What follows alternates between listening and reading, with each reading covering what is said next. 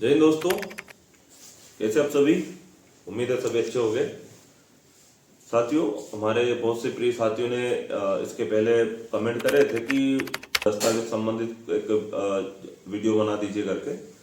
और इस वीडियो का उद्देश्य मेरा ये भी रहा कि क्या होगा, देखिए साथियों, अभी जैसे फिजिकल अगर मान लो भी हो जाएगी आप लोगों के, तो क्या रहेगा कि आप लोगों के पास समय नहीं रहेगा। और जल्दबाजी में ये होता है कि हम लोग बहुत सी चीजें ऐसी होती है कि हम उनको सुधार कर ही नहीं पाते, और फिर जब वक्त रहता नहीं है तो फिर अचानक फिर हम कुछ चीज़ों के लिए बहुत ज़्यादा परेशान हो जाते हैं। तो मैंने सोचा कि उन्हें ये दस्तावेज संबंधित एक वीडियो, छोटा सा वीडियो बना दिया जाए, ताकि हो सकता है कि कुछ साथियों को थोड़ी मदद हो जाए। तो साथियों, जैसे कि आप लोगों को पता होगा कि फिजिकल से लेके अंतिम ज्वाइनिंग तक आपको अलग अलग स्टेज में अलग अलग स्टेज आपको फेस करने होते हैं, और प्रत्येक अलग स्टेज में आपको जो आपके जो डॉक्यूमेंट्स है, डॉक्यूमेंट्स आपको हर एक स्टेज में आपको बढ़ के ही ले जाना है। जैसे कि हम बात करें, जैसे अभी आप लोग फिजिकल हो गए, तो फिजिकल के दिन आप लोगों को सबसे पहले तो आप लोगों का जो सेकंड स्टेज के लिए जो क्वालिफाई वाला जो वहां से ESB का जो लेटर आएगा, सबसे पहले वो अनिवार्य रहेगा, जो आपको MP ऑनलाइन से निकालना रहेगा। फिर उसके बाद आपको फोटो ले जानी पड़ेगी। फोटो वो जो आप लोगों ने रजिस्ट्रेशन के समय वहां पे जो लगाया हो या चस्पा करे हो, या तो फिर अभी आप लोग लगभग आपको अंतिम ज्वाइनिंग तक आपको कम से कम 20-25 फोटो लगनी है। तो आप लोग कोशिश करें कि उसमें नीचे डेट हो और आप लोगों की जो फोटो स्पष्ट दिखाई दे, तो लगभग ये 20-25 फोटो आप बनवा लीजिए। तो ये पहला एक दस्तावेज हो गया। फिर उसके ये दूसरा दस्तावेज हो गया। पहला आपका हो गया एडमिट कार्ड फिजिकल वाला, दूसरा ये फोटो। उसके बाद हम बात करेंगे मार्कशीट। तो बेसिकली आप लोगों को पता है आरक्षक पद के लिए भर्ती निकली हुई है। तो आरक्षक के लिए आपको 8वीं योग्यता भी मांगा गया है और 10वीं भी।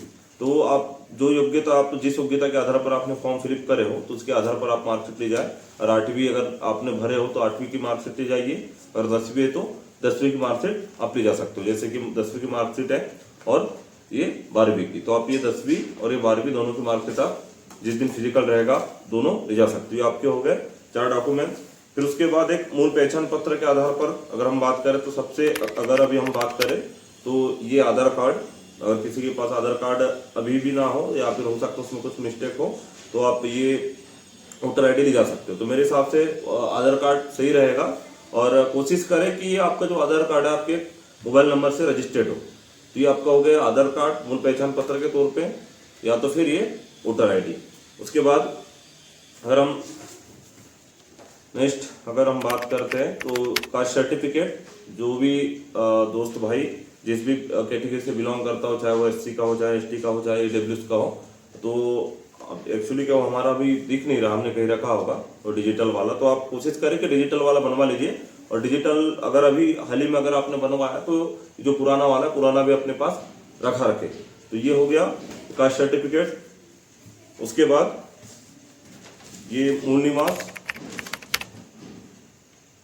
ये किसी भी समय का चल सकता है और इसमें कोई दिक्कत नहीं है। और याद रहे कि अपना ही होगा। लास्ट टाइम हुआ ही होता है कि बहुत से भाई लोगों को बाहर कर दिया गया था, इसके लिए परेशान होना पड़ा था। क्या होता है कि मूल निवास बहुत से भाई लोग अपने पिताजी के नाम का बनवा लेते, अपने फादर के नाम का बनवा लेते। तो याद रहे कि जो मूल निवास है अपने खुद के स्वयं के ही नाम का हो। उसके बाद एक समग्र ID भी रख लीजिएगा। अब तत्काल में क्या होता है कि अपने पास वहां समय रहता नहीं है, इस वजह से ये समग्र ID भी आप रख लीजिए। उसके बाद सबसे महत्वपूर्ण, जो पिछले बार बहुत ज्यादा सभी को परेशान कर रहा था, वो है रोजगार पंजीयन।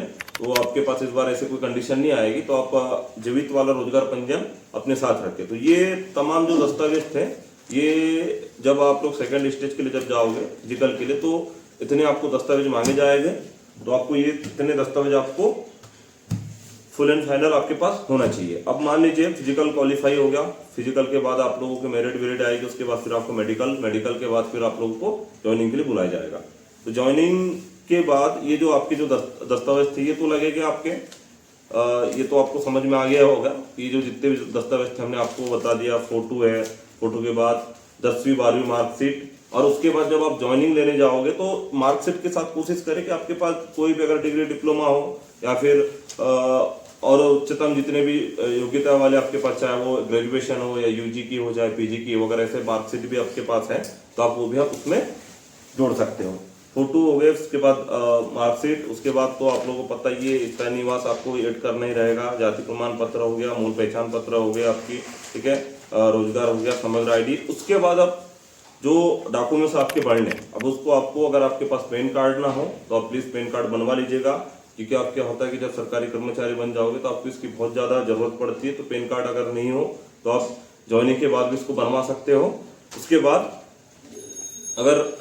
अगर आपका अकाउंट नहीं है तो कोशिश करें कि एसबीआई का आपका अकाउंट हो, सीबीआई या फिर आपका जो सेंट्रल बैंक है या फिर एसबीआई का, तो अधिकतर एसबीआई का सही रहता है। तो कोशिश करें आप लोग कि सभी अपने पासबुक, जैसे आप लोगों को मेडिकल वेडिकल हो गया तो सबसे पहली फुर्सत में आप जाके अकाउंट खुलवा लीजिए एसबीआई में या फिर सेंट्रल बैंक में। तो ये कुछ, और उसके बाद आपको एक अनुप्रमाणन पत्र आपको दिया जाएगा जो आपको भर के, आपको पूरे डॉक्यूमेंट्स के 3 सेट भर के आपको देने रहते। तो जो अनुप्रमाणन पत्र जब भी आप लोगों का होगा ज्वाइनिंग समय, तो मैं उस समय आप लोगों को दिखा दूंगा वो फॉर्म आपको कहाँ से लेना है और कौन सी जगह से लेना, आपको कैसे से भरना है। तो मैं कोशिश करूंगा उस समय की आप लोग की जानकारी उपलब्ध कराओ। तो उम्मीद है दोस्तों आप लोगों को ये वीडियो काफी अच्छा लगा होगा और आप लोगों के लिए काफी हेल्पफुल होगा। साथियों मैं एक बात और बता दूं कि ये तो ठीक है, दस्तावेज थे, दस्तावेज के बारे में हमने चर्चा करे, लेकिन अब सबसे महत्वपूर्ण बात यह है कि अगर आप लोग की किसी भी दस्तावेज में, चाहे फिर वो नाम में हो, चाहे फिर अपने माता पिता के नाम में हो, चाहे फिर कोई अपने एड्रेस में अगर कहीं भी अगर स्पेलिंग मिस्टेक हो तो अभी आप लोग सुधार करवा लीजिए। चाहे अगर मार्कशीट है तो मार्कशीट में भी आप लोग सुधार करवा लीजिए। तो मार्कशीट में चाहे वो 10वीं हो चाहे 12वीं हो, आजकल तो बोर्ड में भी नहीं जाना रहता है हम लोगों को, ये सब ऑनलाइन कैफे से ही हो जाता है, चाहे फिर वो कॉलेज का हो।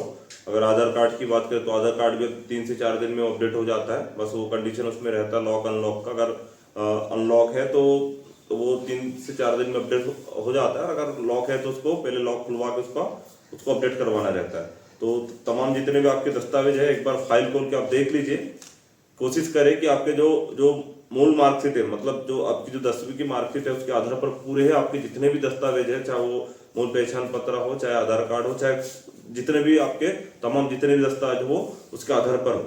अगर ये भी ना कर सको आप लोग तो कोशिश करें कि जब अंतिम समय में जब आप लोगों की दस्तावेज वेरिफिकेशन है, डॉक्यूमेंट्स वेरिफिकेशन रहेगा, तो आप लोग कोर्ट में जाके एफिडेविट बनवा लीजिएगा। कोर्ट में जाके आप लोग एक नोटरी खरीद के, स्टाम्प खरीद के नोटरी करवा लीजिएगा कि भाई मैं उक्त व्यक्ति जो फला जो जानकारी है मेरी संबंधित जानकारी है, तो इससे भी आपका काम चल जाएगा। लेकिन मेरे हिसाब से कोशिश करें आप लोग के अभी समय है तो समय रहते से आप लोग इनमें सुधार करवा लीजिए।